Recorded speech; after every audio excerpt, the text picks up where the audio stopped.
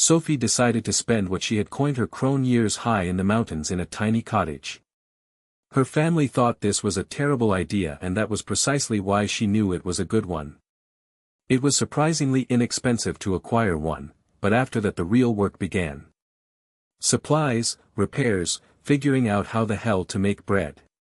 But that first loaf that came out perfectly. "I am crone, and I am free," she shouted to the wind. She hiked down to the village every other day and gradually crowded her cottage shelves with teacups in every color along with trinkets that served no purpose but to please her.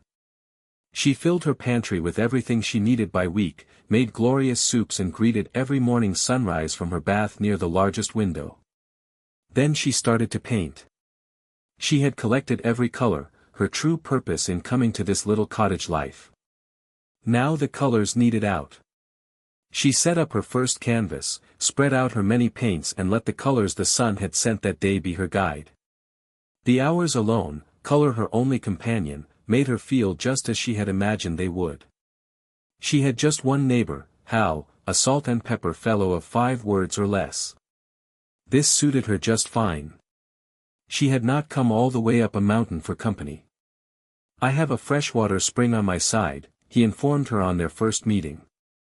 "Had a deal with the last tenant to bring some over every other day. You interested?" She was. Hal treated it himself.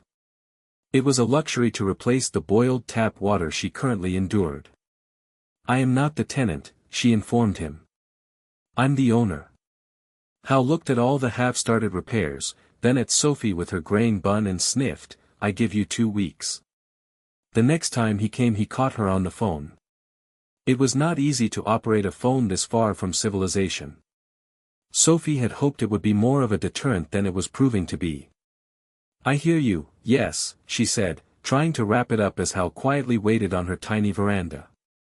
"But the point is for you not to know where I am." She listened patiently to the complaints of several people on the other end. "I'm sure you'd like to visit, but I don't wish to be visited." Then she hung up the phone with a firm click. The window was wide open. She knew Hal heard everything.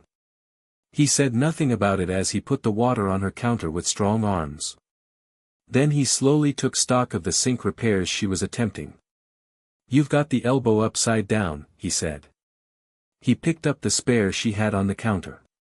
"It goes like this," he showed her, turning it upside down. She quietly swore. She had tried everything but that.